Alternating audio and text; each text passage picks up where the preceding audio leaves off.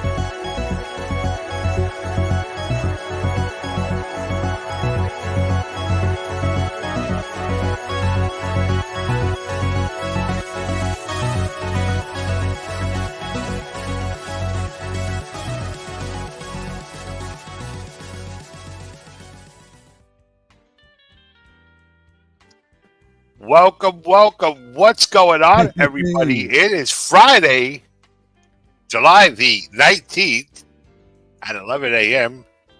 Yes. Without coffee. Retired Avery Rob, how are you? Pretty good. How you doing, Big Apple?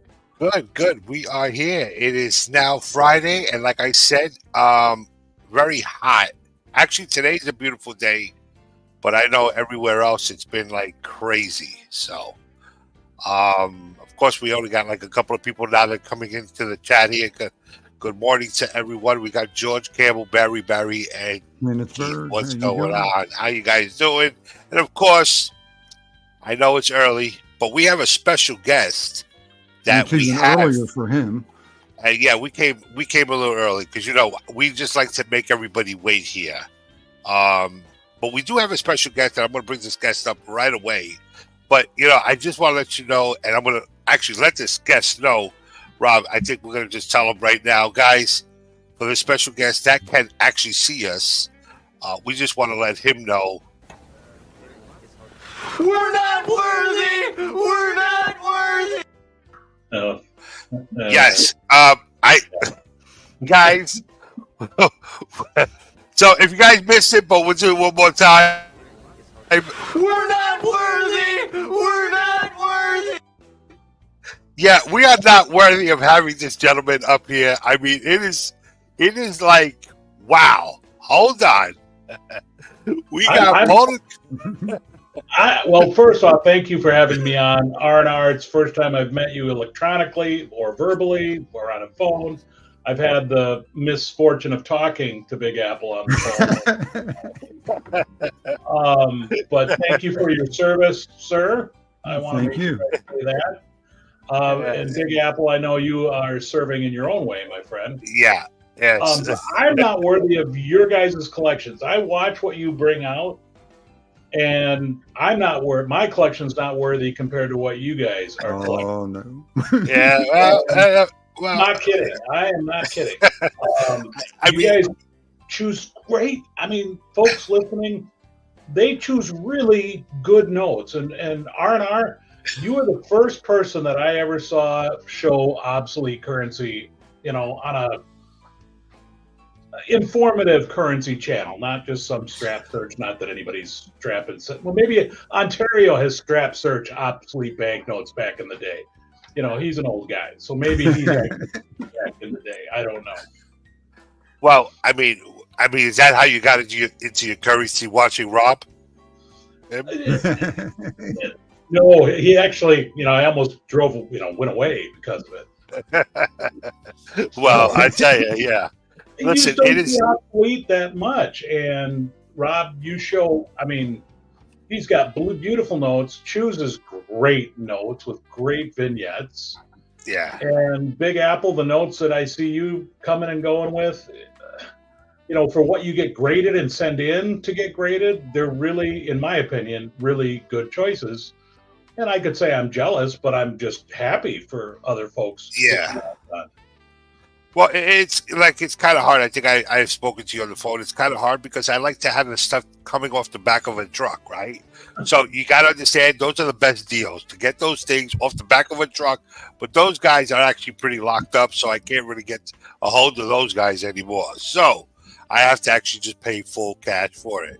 But yeah, sorry about that. Well, yeah, Yeah, but he still knocks people upside the head. Yeah, I still got to knock a couple of guys, but other than that, I mean, I do, like I said, I do try to get the good notes, and I think I was talking to you, Dan, that I like to just pick one piece of currency and just have it graded, and that's just my thing. That's just my thing. So, what got you into currency? Well, it started a long time ago. I mean, when I was a young kid, and it's a moment that I don't forget. Is I grew up in the '70s as a kid, and my dad got a $5 red seal, a 63 in change, and he showed it to me, and I'm just like, well, it was like from Mars. I mean, literally, I'd only seen green seals, things like that, and so I was probably 8, 9 years old. And I started, putting away the $2 bill because 1776. I'm, 10 years old. That was a cool thing. But yeah, getting into the other things, I really kind of stopped at that point. Always kept those notes, and then fast forward to the state quarters. I started with coins, believe it or not. Got out as soon as I could. Not that I don't respect coins, I do. But I had 3 young daughters, and we got into the quarters, and we were doing the maps, and they got bored to tears, and I was stuck with all these stupid maps and state quarters. Hello, Big Apple there. RNR, he's taking phone calls. What the hell? Yeah, he is. He's a popular guy. You'll find out Big Apple is the ultimate social butterfly. That is not shocking at all, by the way. Not shocking. I don't know why I would put it, but I am waiting for a package. That's why I got to make sure that the phone rings, because I got to make sure I let the guy up. So, while Big Apple's taking his call, we'll just watch the dancing bear. I love that. Well, yeah. So, I mean, fast forward, I walked into, it was actually locally in my town, and it's like, for anybody who wants to know why polar currency, the town I'm from is White Bear Lake, and I'm a total homer, so that's where the polar currency whole thing comes from, and I'm from Minnesota, snow, blah, blah, blah. But I walk into this coin dealer, absolute worst shop, everything. Every bad scenario you've ever heard about a local coin shop, this was it. But he had a 1932 large size, 1923 large size silver certificate. Piece of crap. I paid way too much for it. I still have it. And I fell in love with currency right there. And that's when I started and bought as much and, costs, things like that. I started and stopped. I never really stopped. I'd pick up a note every couple months, but I never got back into it until my daughters were in high school. And so it just picked up from there. And then 2 years ago, well, I've been watching YouTube for a long time, but 2 years ago, I'm watching the currency channels, and I just wanted to do something different, do something more. I like Stu Plubeck. He probably was the original inspiration because he just gave it a little bit more detailed history on the notes. And I'm just like, I want more. So I'm like, well, I can do this. And my background as far as what I did for my career, I did voiceover, I did some videos, I did this for my company. And so I was comfortable with it. I knew how to do it. I know Photoshop, I know Illustrator, I know editing. That's all part of my career. So I love doing that stuff. So combining currency with a hobby and talking currency and telling people about the story of currency, that's just the trifecta for me right there. So I started my channel. So that's it.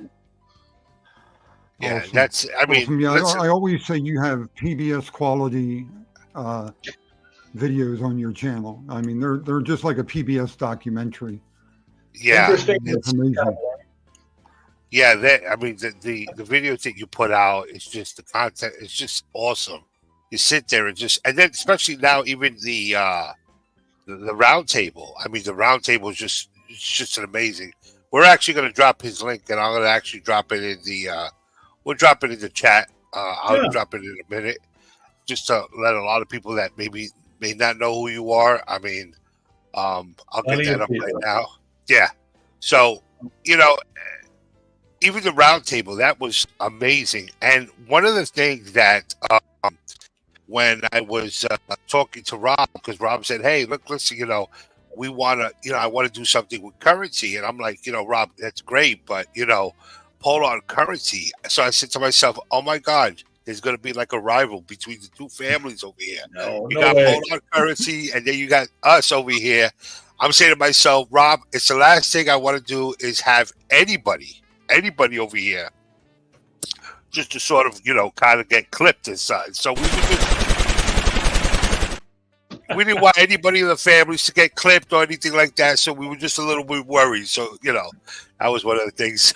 No, I mean, we don't have. Okay, so now you know Gunny. You're familiar with Gunny from the Coin Tribe, right? Oh, absolutely. But you know what it is, too, just to let you know, you got a bigger crew. You know what I'm saying? So it's only just retarded. You guys got a crew with you. So we didn't want to really mess around over there too much. But yeah, Gunny, we know Gunny. Gunny's a great guy. Well, and so I mean, Gunny, that's the first time I saw you when Gunny was on the Coin Tribe, and I was excited to see you. I'm like, wow, I'm talking to Big Apple, and I don't want I didn't realize how poor of an experience it was going to be, but I was still excited. Yeah, I was. So was I. I was like, I was like at work, and I'm like, am I like looking at this guy? He's live over here at Can-Cans, and these guys. I'm like, oh wow. So when I popped in, because Can-Can says, yeah, Big Apple collects currency, and I was like, oh my God. And he's like, Can-Can calls me on the phone and says, you want to come up? I'm saying, I got a couple of minutes, but I am at work, so let's make it real quick. And sure enough, that's how we wound it up. But he's texting me. Oh, I'm meeting Polar currency. I'm meeting Polar currency. I was like, I didn't know where to go. I was like, oh my God, holy shit, forget about it. This is crazy. I just met this guy, and it's like, I was like, yeah, we're not worthy. There goes the video, by the way. So just to let you know. So I was talking to Gunny and Gen X, and they were talking about, well, what YouTube? I gave them a list of YouTube channels that talk currency, and you guys were all part of it. And what was sad is that I only subscribed to, I think, 13 that talk currency well. It's not just about here's the note, here's how much it costs, I got my grade next. Or, and I'm not into bank strap searching, and there's nothing wrong with that. It's just not my deal. But I was, it was kind of, there's not a lot of currency. Good conversation. Educational, I don't want to, let's call it edutainment for currency, because you do have to give it a little something. But I was disappointed. I guess it really never hit me. I know that if there's 1,000 coin collectors, there might be 10 currency collectors. I get it, and that's okay. But there's not enough good conversation. And you guys, I was tickled pink to see treasurers from the Treasury Department come on, and you guys having that conversation and promoting it. So good job on you. Oh, thank you. Well, I mean, listen. I first of all, I think you do an amazing job with all you guys. Of course, we do ours live, so we're live. There is. I mean, we're just humming. So we're just, whatever comes out of our mouth is, either right or wrong, we don't know, but it's there. So you can kind of just add yours. You can't do that over here. You know, we just if not, we just got to be like one of these coming. You are a blabbermouth. Whatever comes out just kind of just pops right out. So it's one of those things. So, but, let me just get your link up. Yeah, I mean it's like I just don't want to deal with the whole lot because it is. You guys are running a 3-ring circus right now with being live. Yeah. It's not easy. Yeah. And so for me, I'm just like, I'd rather do it tape and come back and edit. And let me tell you, it's amazing. The job you do, it is amazing.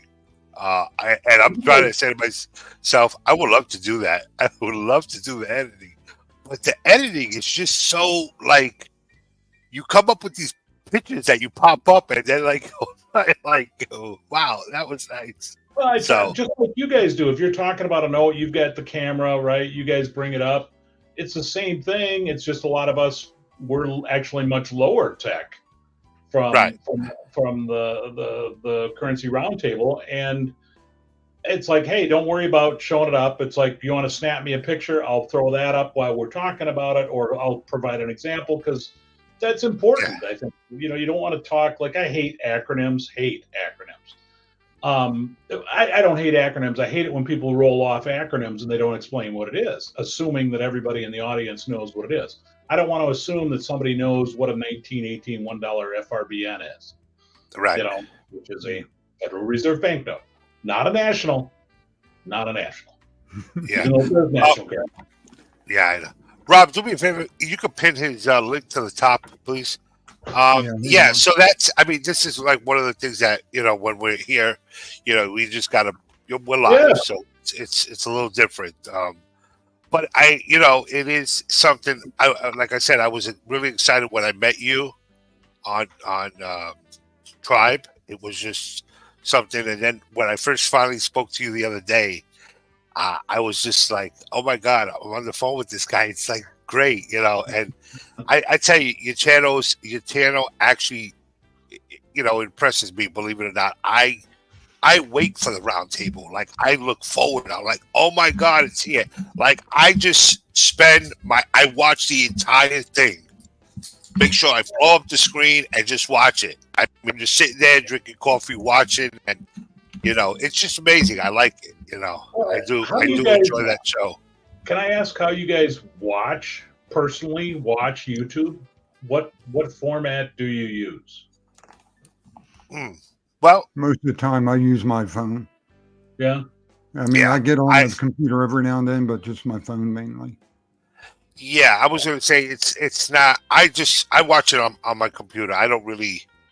My phone. I don't have time. I'm on the phone with people, and it's a little hard for me to actually just be watching. So sometimes I'm on the phone and watching YouTube. So we're just like engaging. I mean, there's this new thing now that we're doing, and with a couple of the guys that are actually, I think they're in here. That actually we're at an auction and we're all on the phone together. So it's like, so that's one of the things. I heard a rumor that you're pretty much a big time social butterfly. Somebody dropped that. Yeah, I mean, what it is? I just can't get rid of people. I'm trying to get rid of some friends, and I just can't. I keep, they keep coming to me. There's New York. There's New York. No, don't play. There's home switching right there. I got enough friends. I don't want any new friends. I can't get rid of a couple of guys over here, so I don't know what's going on. No.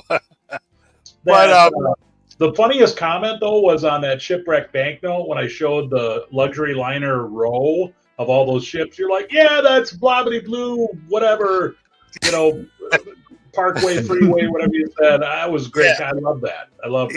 Yeah. Oh, I think there was something. You put something. I forgot what it was. Oh God, I forgot what it was now. That doesn't matter. It doesn't matter. Yeah. And I say, I know that. I was there. At that freeway, highway, whatever it is. I don't know. Oh, that's right. The West Side Highway. You showed correct. The West Side Highway. That was back in the 40s back then when it was elevated. Yep. Hell's Kitchen. So yeah. So and I know that you made a comment on one of the notes that I just recently picked up was the Yonkers one, right? Yeah. That's which was a Series 6, and believe it or not, I was in Heritage Auctions back and forth with this person, and I'm like, okay, guy, I could do this all day with you. We could just play this back and forth. But anyway, winded up, I got it. The person stopped, and Adam, how are you? Good morning, William. Good morning. The reason I asked, go ahead. I'm sorry. No. And one of the things is, like I was telling you, so wasn't born. I moved up to Yonkers for the last 15 years, but I was born in Hell's Kitchen, born and raised down there, and that's how I said, no, it's an elevator. It used to be elevated. It's no longer elevated today. It's down, and that's where Hell's Kitchen, if everybody does know, it's where the Intrepid is. Where I spoke it. That's where Hell's Kitchen is, where that Intrepid is at.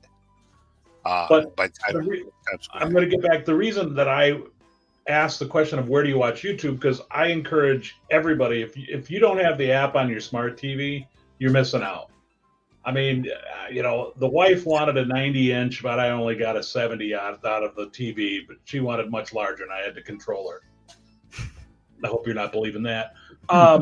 But to see it on big screen, you can't comment, and I get that. I'm always kind of a day later stuff. If I'm going to comment, it's later because I can't comment on the TV. But to me, it's like Netflix to me, watching you guys. That's when I'm sitting down watching it, or putting the wife to sleep at night. I'm watching it in the bedroom TV. And it's just, to me, it's a great experience. It's just the best way for me to watch it. So I encourage anybody to try it. It's a smooth app. It works well on the big TV. Bring it up on the big screen, and when you see that money, bad news is you have to see us a little bit bigger. That's never good.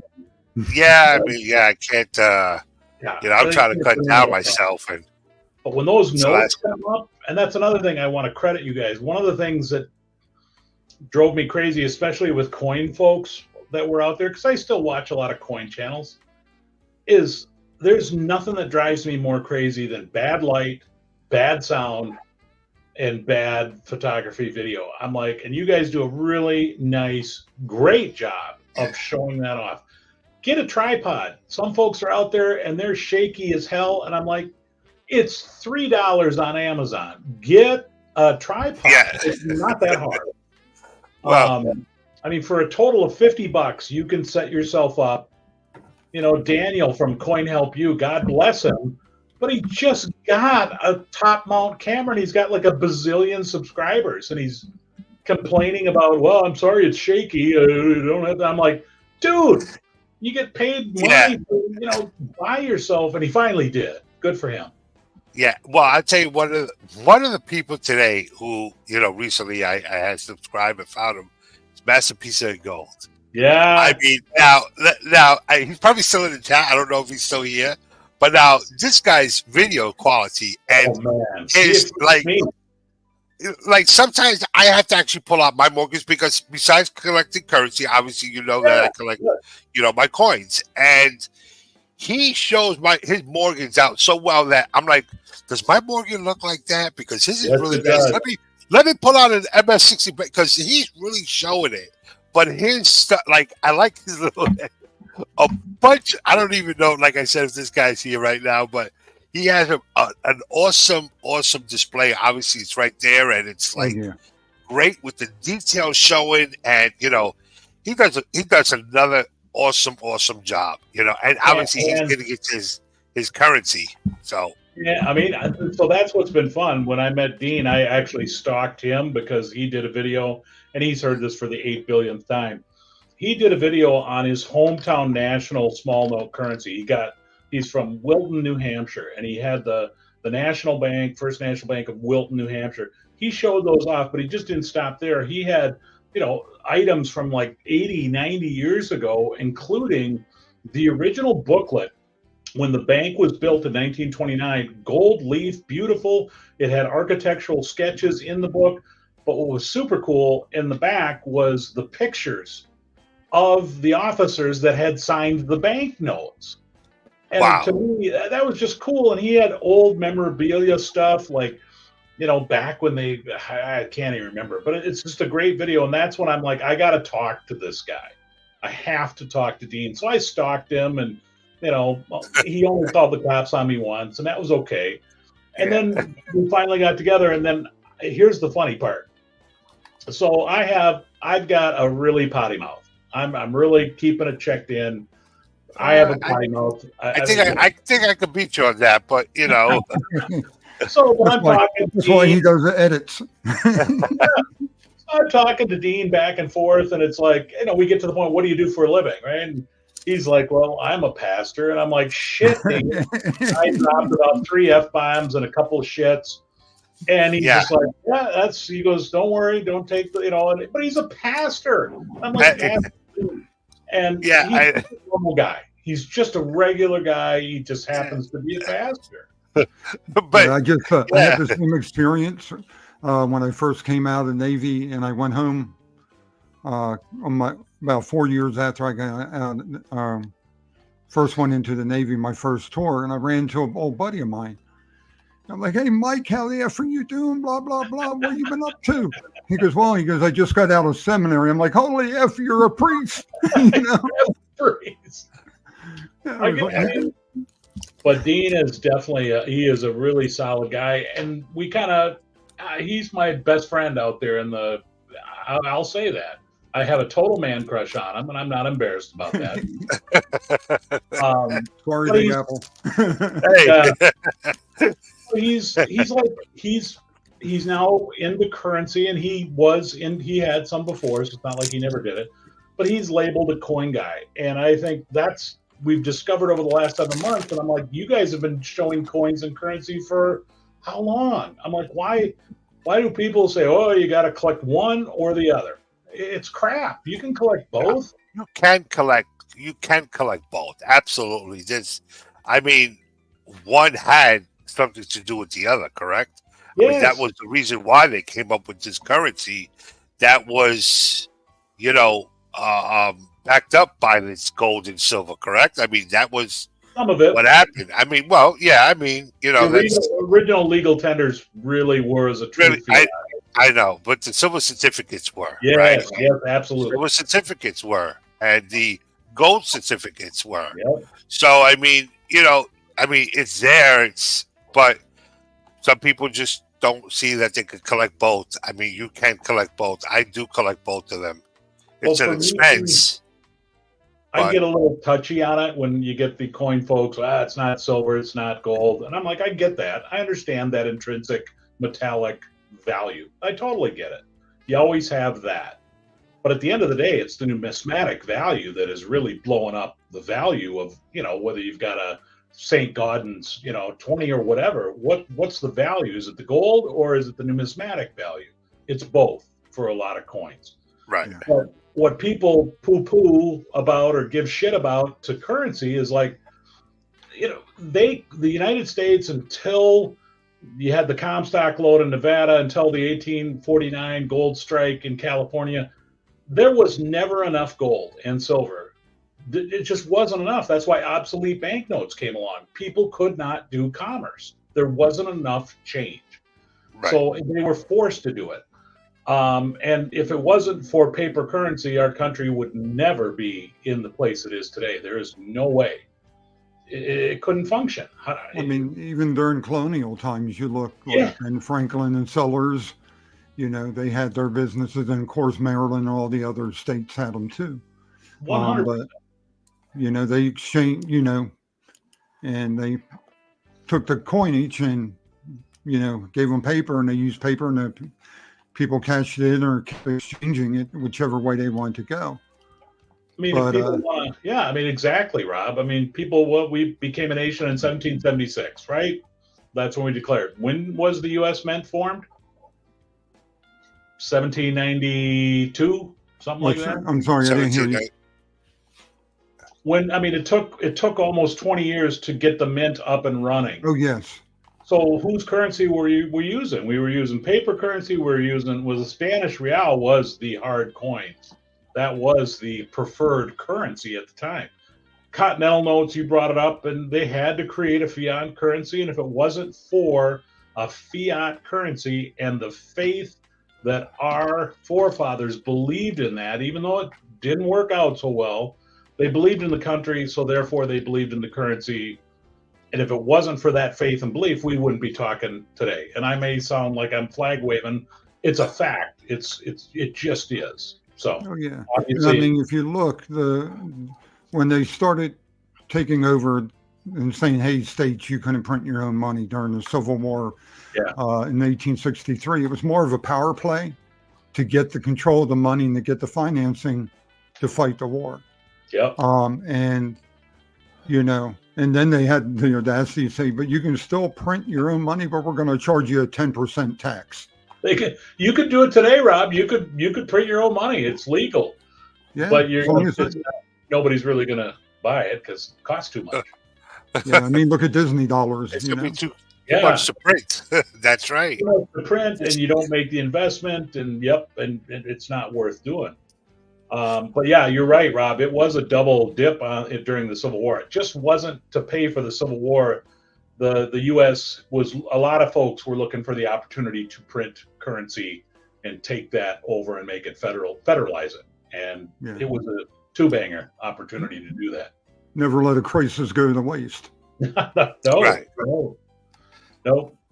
So one of the things, and let me just ask you, when you started, did you ever send notes to be graded? By the way, I meant to ask you that. To submit a note. I'm in the ballpark of affordability. My budget is low. I mean, it just is. I don't have the money to do this. I work for a historical society for a nonprofit. Guess what? We're not getting wheelbarrows of cash in. But nonetheless, it's like, so I'm down. If I'm getting a graded, like, large size note, I don't think maybe I have 120. I'm trying to think. But I stick to the 12 to 15s, and depending on the value of that note, I have no problem buying lower value notes. And generally for me, it's $300 and less. I'm not terribly concerned if that note is not graded. Once it gets to over 300, I am looking for that note already to be graded. And Big Apple, I think you said it last week. You're like, you know what? Depending on the value, I know you said it last week on that show. You're better off just buying it already graded. And for most people, that $300 to $500 value, it's not worth it. And that's why when I see what you're doing and you're turning in for grading, not that all your notes are over $500, but I'm just saying you're picking the right notes to get graded, both of you. I mean, it's just like, right. But it's funny, we are grouping our notes together from the round table. Dustin Whitty is sending in an order, so there's some notes that I want to get more for historical value. Right. I mean, well, what do you? No, go ahead. No, I was going to say, I have actually sent, I sent in a lot of notes myself. I just sent in 5 that I just got, and I'm just one person that, you're right, anything over 300 or 400, I'm just going to buy it graded. Why do I want to spend it? And then I have to go send it out to get graded? Let me just buy it graded. It's just because grading to me, I already know what I'm looking at what grade, right? I'm not going to assume that this note here, I could just pick a note up. I have a couple of them here, but that this note is a 45. Meanwhile, it's really not a 45. It's a 25, And of course, you have to kind of do your own homework. And I tell that to people, the best thing to do is pick up the books, go to PMG, look at what they tell you actually at their grading scale. That tells you exactly what you think that note decreases. But of course, I just rather purchase it graded, especially when you get to those higher notes. That way, I already know what I'm looking at. So you ain't got no fugazi. Correct. And then, exactly. And I think if you haven't been burned personally, somebody who has. Right. And I know that this guy right here got burned himself. He came up and he actually pulled out a fugazi. So there you go. That's that actually has, I think, numismatic value, Rob. That it's that good of a fake. That's when you were going through that. I was not laughing. I'm like, that's actually really cool that you have it. And Stu Plubeck would probably, buy it from you. He loves the counterfeits. Yeah, I mean, I'm holding on to it, but yeah, I was wondering if it was a period counterfeit or not. But someone said, well, if it was a period counterfeit, they would have slabbed it as such. But I'm like, maybe not. Yeah. You never know. But I mean, here's an example of a note. And by the way, I do my own grading holder because I'm a dork. So because I like to keep all the information. I'm going to just blow you up for a moment. So sure, I just like to keep all the information right here on the notes. And this is the Hungarian National Bank. It's the 100 million billion pengo. It is the largest denomination ever printed. And that is like, it's 21 zeros or something like that. Oh, wow. And that happened in 1946 with hyperinflation. As a matter of fact, I'm doing a video on hyperinflation, and that's why I was, that note. This is a note that I want to send in to get graded. It's $300 value type, by the way. So get ready for the hyperinflation video because this is this. I can't remember which way I'm going here. That's the stack of notes. God, any knock gild in there? There, of course there is. That's part of the story. Absolutely. Absolutely. So, Dan, I got a quick question for you. Yes, so sir. you're doing your own holders? Is that? Well, you can buy them from China, and they're literally,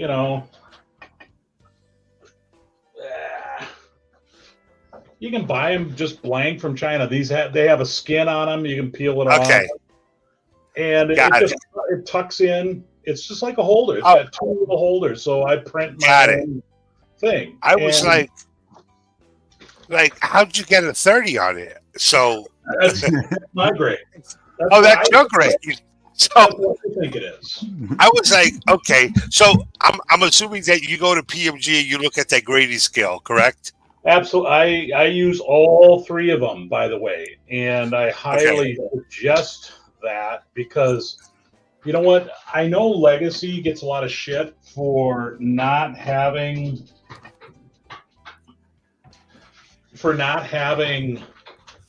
accurate, they're probably off one or two, especially on higher notes.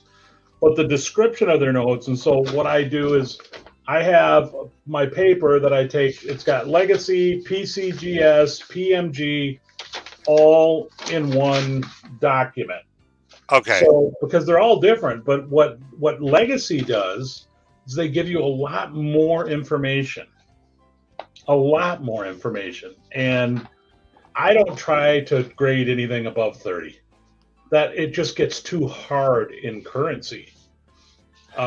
It's very difficult to do that, and that's another video that I've got in the works that I want to put out this before the summer ends. Is talking to folks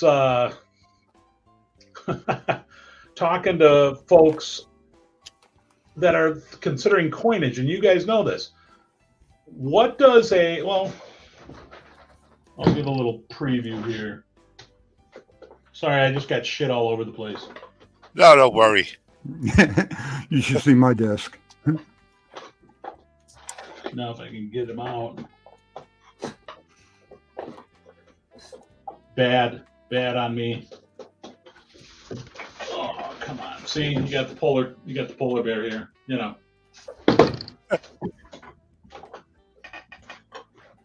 And while we're waiting for him, let's watch the dancing polar bear. You should. Yeah.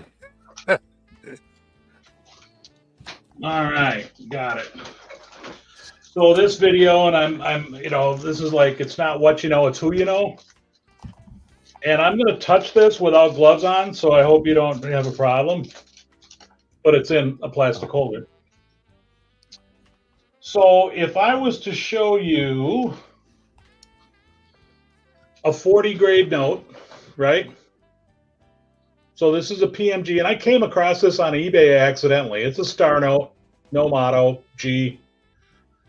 And I'm like, God, that's a good looking note. Why would they grade that? It literally is a $14 note. But they did, and I'm like, I bought it for like, I think $37. And it got me thinking, because what does a coin with the same grade look like? That's a big difference, isn't it? Yeah. Yeah. And so my point on that is, hey, if you're coming over from coins, know that currency is different. And where I think that break is somewhere between 30 and 40. It's difficult to grade that. Yeah, you can count the folds and all that stuff. And it keeps getting harder and harder between the individual grades as you go up. If you think you got a note in that ballpark, send it into PMG. You know, if you're paying, or buy it already graded. Don't think you have a 40. Well, I would pass on it. I'm going to quickly show you. Let me just bring this one up. Look at that. So correct. I thought so also. I thought that this note was graded. Let me just get it focused.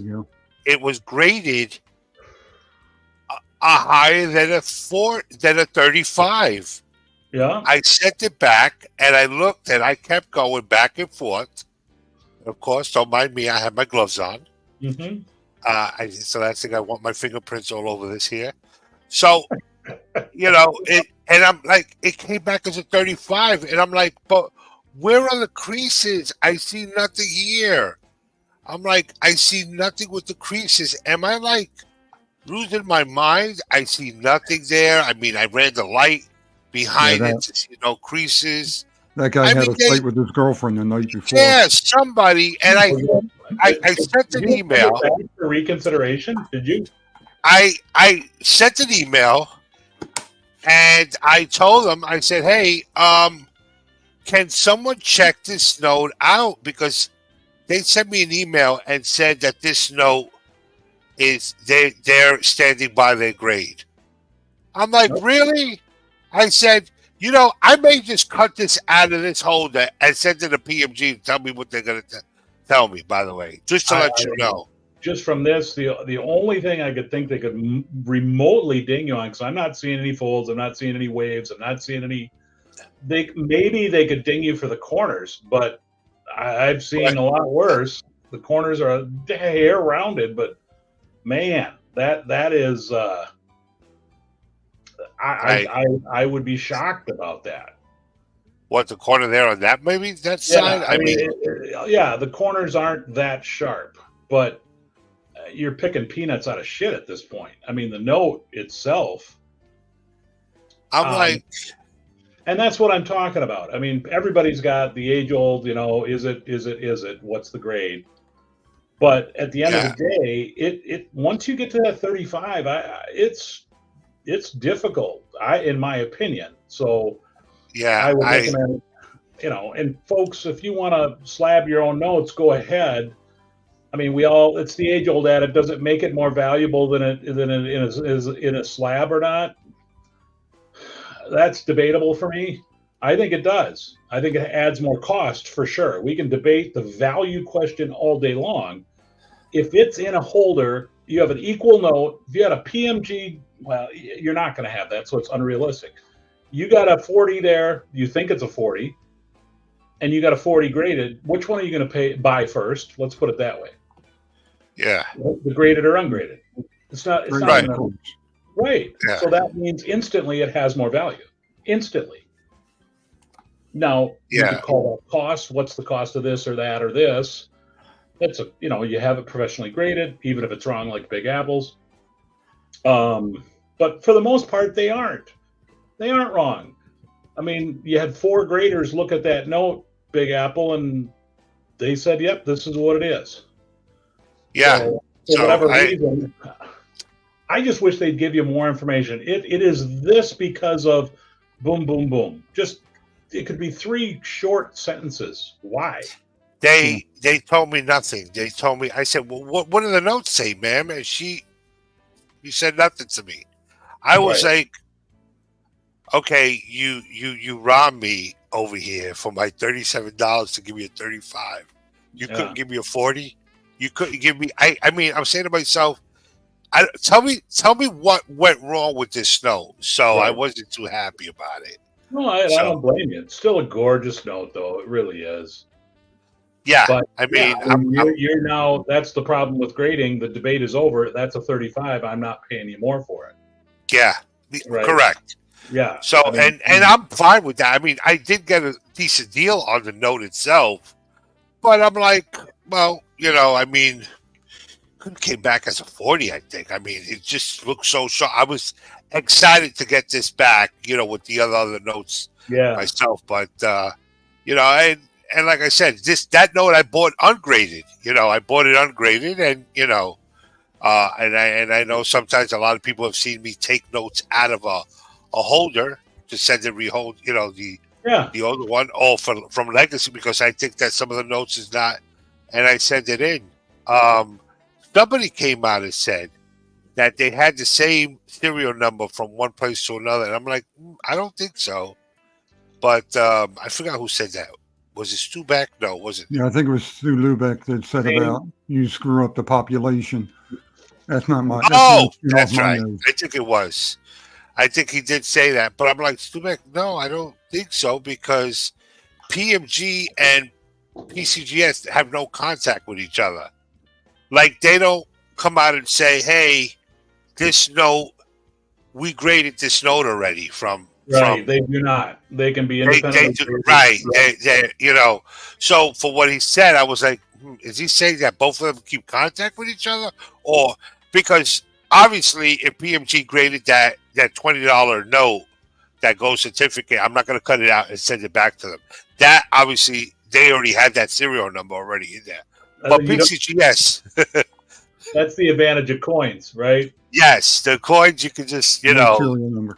you can crack it out and just have it resubmitted. But obviously, I cannot send it back to PMG because they already have the serial number logged into the system. But PCGS does it.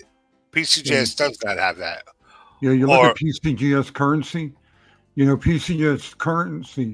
PCGS won't even back that note up because it was done by a third party. The old green label. Yeah, and my understanding, Rob, is that PCGS currency is now Legacy. Okay, I never knew that. So totally different company, and a lot better holder though. The PCGS currency holder is terrible. Terrible. Security terrible.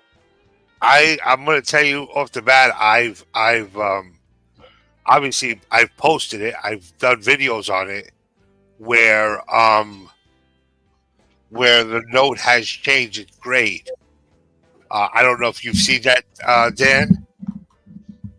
If I did, I probably don't remember because. Okay, yeah. I mean, I have changed some of the notes, and I'll give it to you real quick just to kind of show you. I'll pull up my box here because I have these in lovely boxes. So I'll have. I won't. While you're doing that, I'm not gonna PCGS currency. Their grades don't get knocked too bad from what I've seen and heard, but it's the holder. The holder's garbage. It's a sticker. It wears out. You could very easily manipulate that. They're easy to cut out without, what I mean? Without, you can't do that with a PCGS banknote and a PMG graded note. You cut those out, it's going to be pretty obvious real quick. Right. But that's not true with PCGS currency. But I've got them, and it depends on what I want. Yeah, I got a few. I keep in my binder. Yep. I would avoid it if I could, though, Rob. Wouldn't you? I mean, all things being equal. Oh yeah, if I have a choice, yeah, definitely. Yeah. But I mean, if it's the note I want and it looks good, and I go with that. Wow. Yeah. This was a note that. Oh, sorry, wrong person. Yeah, don't tell me. So this was one of the notes that I actually had. That's awesome serial on it. Yep, awesome serial number there on it. Let's get it focused here. There we go. And I said, well, first of all, I don't keep these holders. So I took it out and it came back as a 58. There you go. You got to there you go. Yeah, don't ever lose that. That's a great part of the story, man. Right, and yeah. So I mean, I've kind of done this a little bit here and there. Yep. You know, I know a lot of people have seen me cut these out, and let me put this back here. I mean, you really got to be. I mean, that's why I will give you kudos. That's a skill to say, hey, you know, you're rolling the dice every time you do it. Yeah. And Big Apple, this is kudos to you, because what I see the notes you choose to do that to, right, are the right notes to do it. Here's another note that came back, 64. This came back as a 65 EPQ. Wow. Right. So it's to show you that I have done this, and every single one that I have cut out, I've taken out of these holders here. Yep. And it's quite a few of them, by the way. They all came back higher. They all came back, you know. Right now, I'm waiting for actually this banknote here. This one coming back. This one here was one of them that I did recently. This was that Treasury note that came back also. Came back out of here. Oh, from an old CGA, yeah. Yeah, CGA came back as a 30, actually. Was a 30. So, which I knew it was, because I'm saying to myself, I have a 25. I actually took an actual 25 out. So, have I sent these back out? Yeah, I have. So, you know, it's not like I haven't. I need to emphasize that is a skill, folks. That is a learned eye, trained eye. I don't want to give Big Apple any credit more than he deserves, but you know. No, don't give me any credit, please. I don't want credit. That's it's hard taking the scissors to that. I've not done it yet, but I know I have notes that I want to switch out and turn over. Plus, just the security. I mean, I don't know. It's just the PMG and PCGS banknote holders are so much more secure. Oh, hands down, absolutely. Yes. 100% all the way. I think so. So I think all the PMG notes are. I don't like any of the PCGSs. I do have a PCGS, which is this one, and sorry, let me change this camera around. Which is this one here. I'm planning to get rid of because I don't want it. This is the one with the battleship. I'm assuming you have that note? Yeah, I have it. No. You have another one. No. So what I'm planning to do is do a couple of things. What I'm going to do is either, I know Rob has been looking for this note, but, so I made a couple of deals. I made a deal one time with Rob. I picked up a Black Eagle. It was a 58 EPQ, and I sold him my Black Eagle, which was a 30 EPQ. I just like, Rob, here you go. I gave him a deal. He had to. I mean, the guy sent me the money faster than I spit the amount out of my mouth. So this one I know, Rob. That's the best way when you're trading and doing stuff for folks. You know, you send them the money instantly. One, it's the right thing to do. Two, makes it a lot easier for them not to get pulled. He sent me the money. So right, that one, there is no cold fee. I will say this: PCGS banknote, their grading services are significantly lower than PMG. I mean, we're talking, I think, $22 for your average. You know, it's hard to compare the services compared to $37 without the extra stuff, right? They charge you 1% on it also, and they have the same rules under $1,000, but there are some differences on it. I do not have a problem with PCGS banknote. Some people don't like the looks of them. That's fine. I get it. It's NGC PMG when it comes to coins. Whatever floats your boat. Right. You know, I've heard that AppMax coins, you know, one of the reasons people hate the look of their holders. They hate the yellow. And oh God, I hate those. I hate those holders. And I would have no problem sending in $100 to $200 value notes to legacy, to be honest with you, but their holders are so ugly. I just want to get them in plastic. What's the cheapest way? Because these notes their value isn't enough to rate going into PCGS banknote or going into PMG.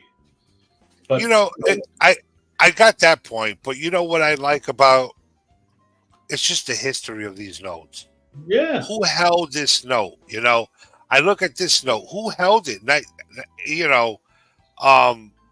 1918. I mean, who held it? Who held any of these notes? This was one of the other notes, by the way. I was just trying to pull out just now.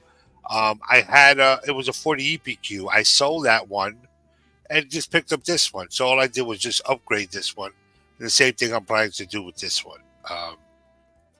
But I think just putting these notes in holders, to me, is just something that, it's going to protect the note later on. And it's something that, I look at it. I don't mind spending the money. So, I mean, that's me. I know a lot of people may, be like, no, I'm not spending the money on that, Well, everybody, I mean, if you're going to be, I don't have the money, I don't have this or that, and use that as an excuse, you just can't. I mean, everybody's at a different level, different budget, different interests, different flavor. And, you just can't. I got to be happy. You get a note that I can't afford. I got to be I am happy for people, for you. Yeah. You do this, and you have to be, because just because you can't afford something doesn't mean it's a bad thing. And that's is what it is. So, and we all play the same game. We're all trying to get the best note for the best value within our budget. And and I think that's one of the best things with this YouTube community that I've had is, like, I was on an island. I'd buy a banknote and show it to my wife, and she's like, yeah. And she's supportive, by the way, but she's like, yeah, yawn, next. And I don't blame her, but it's like, I'm practically sleeping with the note, because I'm, like, so excited about it. Yeah. and there's nobody to share that with. And now I have folks that I can share stuff with and say, wow, look at this. Okay, Dan. So, Big Apple, he mainly likes post 1863 stuff. Yeah. U.S. currency. Me, I got the ADD of collecting. I grab whatever catches my eye. Yeah. What about you? All right. So, yeah, I am all over the place. Over that shoulder, you can see a book out there. That's what I call contemporary world banknote collection. So I've got a note from each country that issues a banknote, the modern currency equivalent to a $1 or their lowest value denomination, right? Okay. So I've had the most fun with that. 200 notes, it's probably less than $1,500 to do that, because you pay $1. I mean, it's $1 plus shipping. I am super eclectic, so I get into this stuff. And here's a video. You found out that I'm kind of a weird guy I like the old ships, love the old transatlantic liners. So I'm doing a video coming up, and I'll give you a sneak peek. Blow them up. Oh, that's cool. Wow, that is nice. And it's a 2.5 denomination, and it's blue. I love my blue notes. More modern than that is from Singapore. Here, let me get this. Why can't I figure out the left-right on this? There we go. Yeah, that's nice. Actually a named ship, so I got to pick up the postcard to that ship. Oh, this is an actual postcard sent from that ship. And then, you guys know. And then, of course, we do have ocean liners on our notes. So, yes. That's going to be a deal. I love the educational series. I'm never going to get a 5. You and I both. Yeah, because I'm just not, But if you want to get a 5, great, super. I'll sell a kidney. If I was to show you, like here's the 2. There we go. Right? Beautiful. There's my 2. It's a 10. That's a great looking 10, in my opinion. But what if I was to show you this note with it?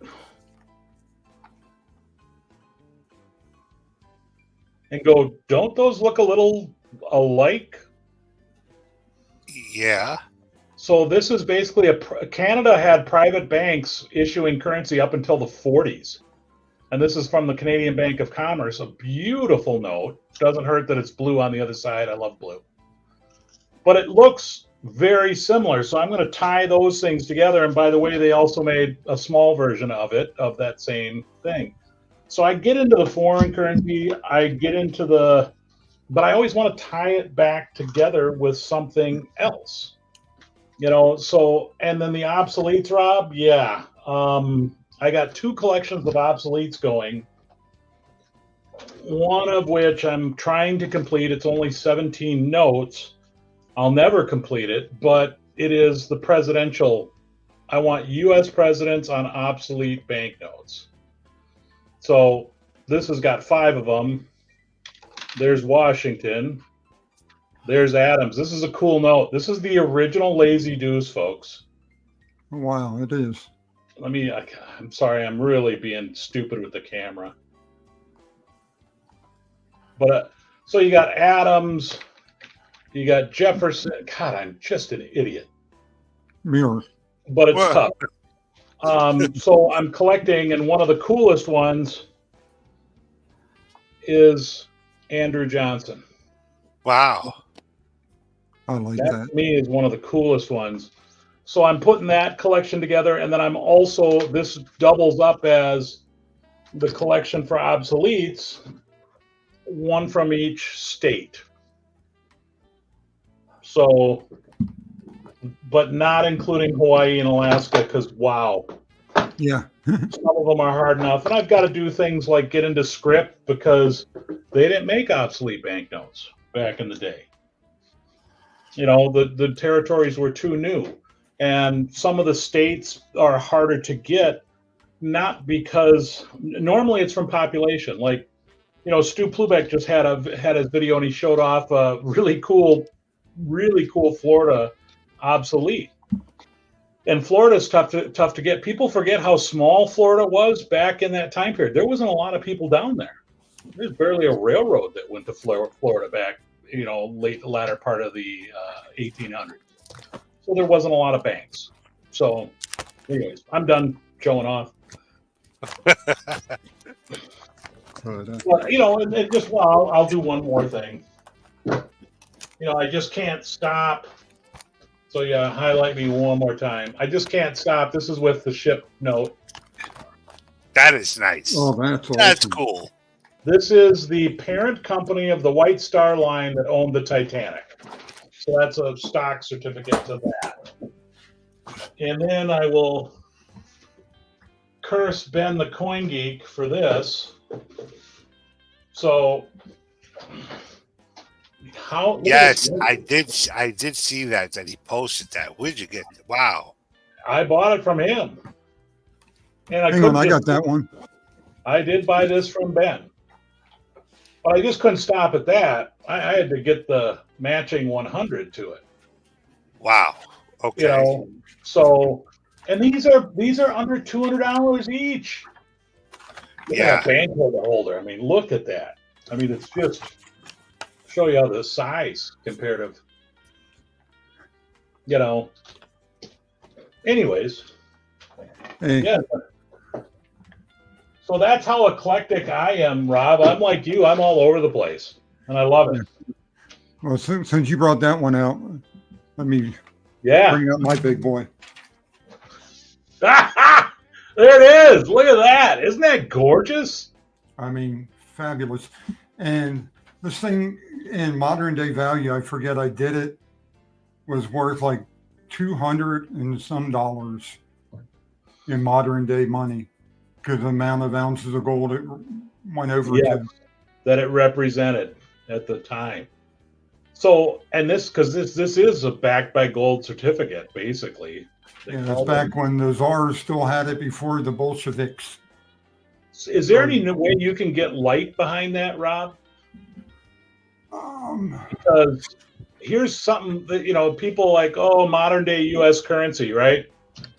If you look at the watermarks on our modern day U.S. currency and look at that watermark compared to that portrait, It actually is almost identical. You hold up a modern note and look at the watermarks, and it's just like it's a cartoon. Yeah, And I love the BEP. I love U.S. currency, but I'm like, we need to step it up. And talking about the Florida notes. Oh, look at that. Let me turn down. Big old cotton right there. I've never seen, that is cotton, right? Yep, that's a cotton bowl. Man. Jacksonville, I live right outside Jacksonville currently. And Jacksonville is pretty much northern Georgia. That is so, you're originally from Philly, correct, Rob? Yes. Just outside Philly. Pottstown. That's where I got my couple notes with that. See, I don't understand. Look at that detail. But going around the 5, all that going around there is the word 5. So to me, this is just, I mean, you can never get bored. That is so cool. I have never seen a banknote with, a big, basically a flower, right? And you got to love the railroad. You got to love the engine. Wow. Wow. Well, yeah, I actually, if you ever want to, let me know. I'll FaceTime you or something next time I go to my coin store. But they usually have some Florida notes now. They're. I do have one. I do have one. I found that I actually bought it from Pierre. Why can't I remember his last name? I bought it from it at the Chicago show. But man, those are. I don't. It's funny. Like Big Apple, how come obsolete doesn't appeal to you? Or is it? I do have a couple of pieces of obsolete. But I'm just more into my silver certificates, legal tender, treasury notes, the larger notes. But I do have a couple of pieces, not that much, and I'll just quickly show you. I'll just let me just change this around. Rob, check out Canadian obsolete currency, and you'll be like, holy buckets for beauty. That's awesome. Oh yeah, I'm sure they were done by the National American Banknote Company, because they're still printing money for overseas today. Yeah. And some of that money is fabulous. Oh, it's unbelievable. I love this note. I do not have it. This one? Yeah, it's a great note. That there is actually a bond, ain't it? Because that's how they got away from the tax. The tax. And they made it a railroad bond. If you turn it on the back, I believe it says about the verbiage there. Talks about the financing of the railroad. Well, we know it ain't that. They were just getting around the federal law. Yep. Okay. I mean, it's still in that local community. It's still traded on par, probably. Yeah, the detail of this note is just out of this world here.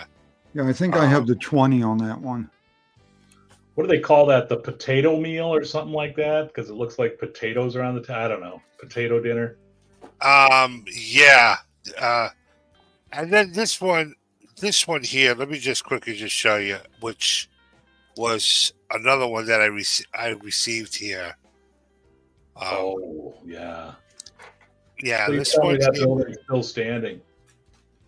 Yeah, this building is still standing today. That is so cool. That is. And I didn't realize. This is this note here is not. It's not that. I actually paid quite a bit, but this note is actually a pretty expensive one, which I was a little odd on it. I'm like, you got a solid serial number going on there? Oh no. I'm looking at the ones over on the right. I see the number over on the left, 524. Yeah. I wonder what the 1111 is. I haven't looked at, and I forgot where I got this note from. I cannot remember for the life of me.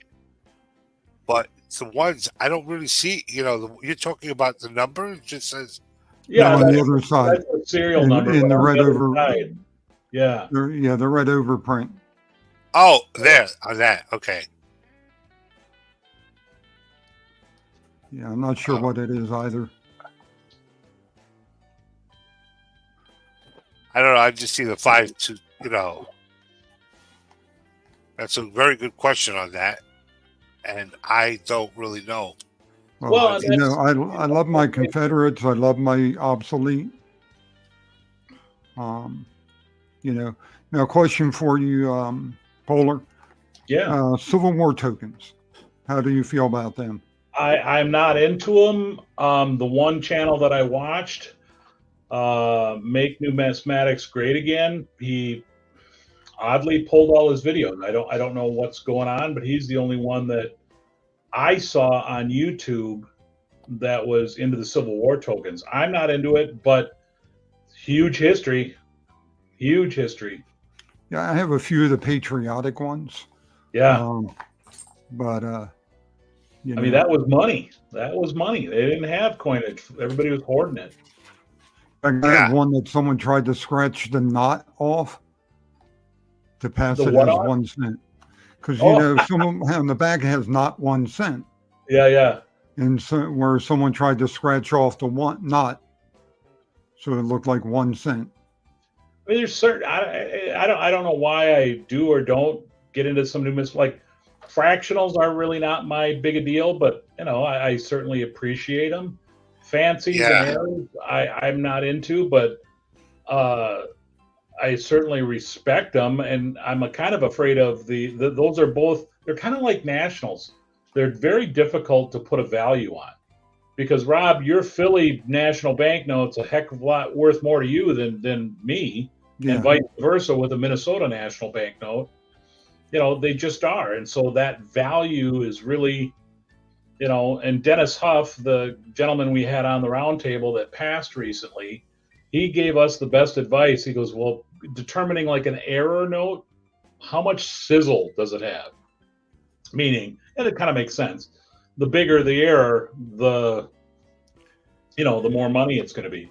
But I'm really like on my back over that shoulder. That's where I've got my Canadian notes up. So I got my 1937s and 1954s up of the Canadian currency.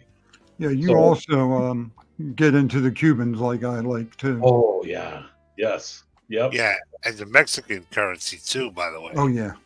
I've got a Cuban, Dustin Whitty. He had extra notes, and he sold off a series. There's just 3 notes, and one of them's orange, and I love orange banknotes too. That's another video coming up, and it's funny because we talk about collecting, and again, 1,000 coin collectors, 10 currency, collectors. Now take those currency collectors, and anybody who's interested in fancies, it just gets. It's like 90% less, and I see that, and I get it. When you do a video and it's on World Bank notes, it's like half the views, and I get it. I'm just asking people to, think a little bit differently. There's just not federal to collect, and at some point, folks, you will run out of money. I mean, right, with federal currency, at some point that will happen. But I'm a long ways from doing that, and there's a lot more that I still want to pick up. I need to pick up I want to complete my $1 large type collection and my $2 large type collection. I don't know if I'm ever going to get the 2 because I got to get the Lazy Deuce. That's the 1 large I do not have. You're talking about the currency from 18. Right, the large size. Okay, the large and the small. Yeah, and the large size, I don't have, and to try to get I try to stick with Minnesota with nationals, and the Lazy Deuce and the $1 national banknote, which is nicknamed the Ace. They're pricey to begin with, and you throw in Minnesota market, which doesn't have the numbers, drives the price. I mean, we're talking $3,000-$4,000 each for one of those notes. Yeah, you look at where the population, New York City, there's way more of them floating around than Minnesota. and that's where I'll probably wind up. Pennsylvania, Ohio, those three big states, have they're much less rare, so the price goes I down. just wanted to bring this one up for you. Oh, look at that! There it is. Look at that. I think that's the series I'm talking about. And the edge has a perforation on it that I've never seen before. Going down here, there's like a perforation. Yes. There's 3 notes in that. Is that like 1896 or some weird? Yeah. Yeah, that's right before the revolution with Spain. Yeah, yep. That's the one, though. That's the series that I've got. But yeah, it's just, you know what? It's just like, I guess, just be open to it. And I get that it is scary. The thing that a lot of people have issues with is they don't have a hard, cold, fast price on obsoletes. They don't have it on errors. They don't have it on fancies. They don't have it on world banknotes. I get that. But world banknotes can be very, very inexpensive. And to me, they're fun to collect, but I stay in my lane. I don't veer too much out of it. Yeah. And I got this because I saw Stu had it. Oh, yeah. This is an airboat. Good book to have. Awesome book to have. Dean picked that up. And this is something that me and Dean are working on. Or I'll give a shameless plug to what's coming out. I'm hoping by Christmas available. So, with all this work with me and Dean becoming friends, he didn't know a lot of currency terminology. He's like, where is this? Where can I find this? Right? Well, you open up your U.S. currency book, which I recommend is the best book. Next one, Big Apple, is the one you do your checkoffs. They're almost identical books, by the way. One's bigger, one's smaller. They're both, I think they're both by Friedberg's, if I remember correctly. Yes, they are. By the way, the new U.S. currency by Fried book is now out. You can buy it. It is available for the 23rd edition. And same with your book, Big Apple, because I've got both. I bought them both through Whitman, I believe. Maybe I didn't get one other one. I didn't get the other one from Whitman. But regardless, you look in the backs of those and you maybe have 30 terms. So we're putting together a book, actually, of basically it's a glossary. We really don't have a name. We call it currency terminology, where the chapters are note types, the printing aspect of it, what is an error, naming all the errors, and then showing big pictures of those notes so that you can see the example of here's all the errors. Here's what a fancy number is, not a trinary. As much as Stu Plubeck likes his trinaries and he tries to get value for them, I'm just kidding, Stu. I'm just kidding. He hates that. Oh my God! When he had that video and he pulled out that boot box, not a shoe box, but a boot box, jam packed with $1 bills. Yep. I was like, holy shit! That's a car right there. He is the king of kings if you're doing bank straps, and it's cool. I just like the way he doesn't punish us by going through each note. Oh God, no! Thank God. That is just extreme punishment. That's cruel. Yeah, that's. I ain't got the patience to do bank That's a quick fast forward. All right, it's a quick fast forward on that. But I shouldn't be throwing rocks at glass houses because when you throw out a half-hour video, it's I love the fact that he does his Saturday shout-outs on the scam. Yeah, the scammers. And I told him one day, I said, hey, that guy you're really blowing up, that guy, is he from New York or what? That guy that, what is that, Orga or something like that?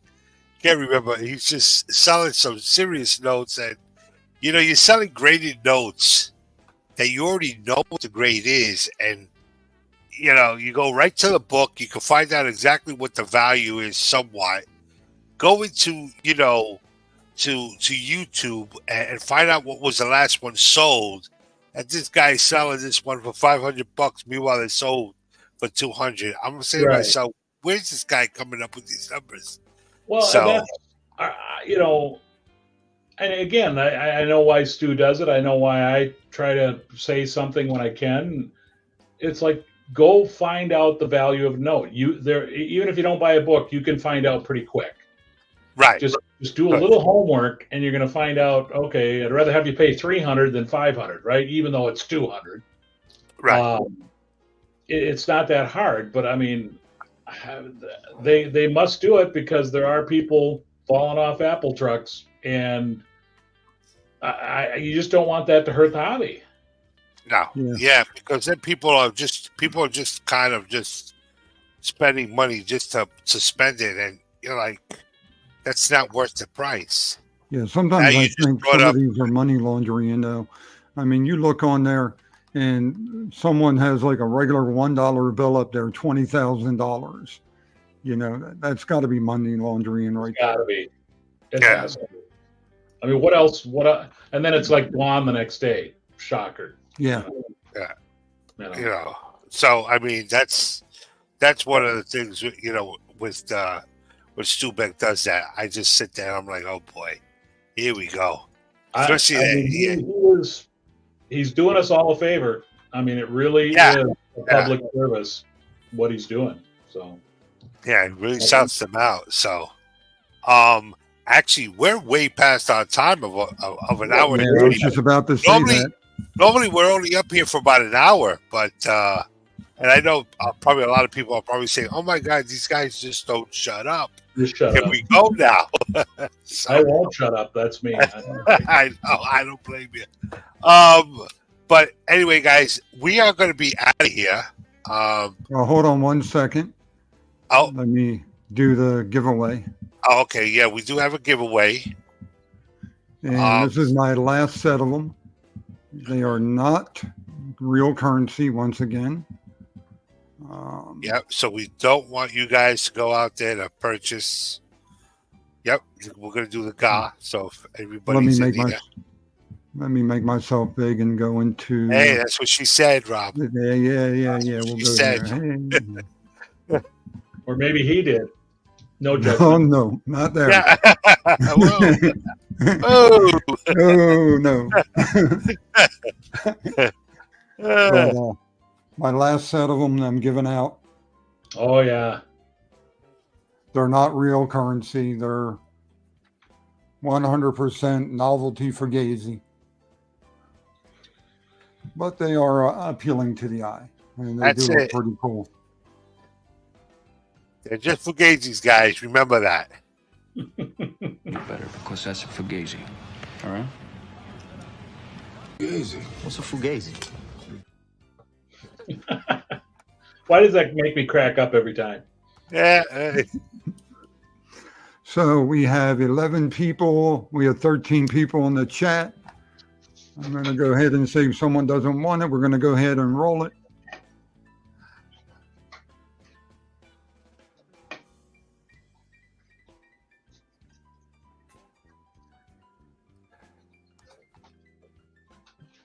All right. Hey, Lisa Anderson. Lisa Anderson, congrats on that. If you can you resend me your address? gmail.com.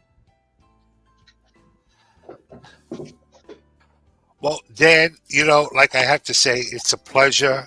One, it was a pleasure talking to you on the phone the other day. It was great. Thank you again for popping up. And I know it was sort of last minute. I know that. It wasn't. I mean, I was on jury duty, so yeah, you guys know that. But it's like I didn't. We convicted the guy yesterday. Yeah, so that's. I didn't know if I was going to be in court today or not. Then Yeah. So I was free. Yeah, it was definitely. It's a pleasure having you up here. Gentlemen, it is my pleasure and seriously honor. I mean. Love you guys. It's awesome. Yeah. Way to promote the community. Yeah. Thank you actually even for you guys even to do the currency, the round table. I mean, that is a blast. I mean, that is I love that, when you guys are all together and just talking and just, like I said, I just grab my cup of coffee, just sit there and just listen to you guys. Well, the next one is a little circus. There was 6 of us plus a guest. Oh wow! Okay, that's That's a lot of people up there. I hope it was a little bit more than an hour. I'm not going to say no. It's like yeah. And it's hard to not say. It's hard to say no to somebody. Not everybody can make it at every time, so it's like I wanted to have some extras to pop on, which I am going to extend that invitation to you guys. If we need an extra, would you be willing to come on the Currency Roundtable? Oh, I'm just going to throw it out there now that I got you, because we schedule it, and if you can make it, you can make it, and a lot of folks can't, and it's kind of like herding cats trying to get people, and so we just said it's Sunday night. We're going to do the recording, and we'll go from there. And I'm going to tell you, I would thank you for the offer. I just feel like if I go over there, I may get clipped by your crew. So, I don't kind of know. Maybe I don't know if I'm going there for a sit down or to get clipped. Ontario's pretty scary. So that may be a little, issue right there. So I don't know what's going to happen. Yeah, just kidding.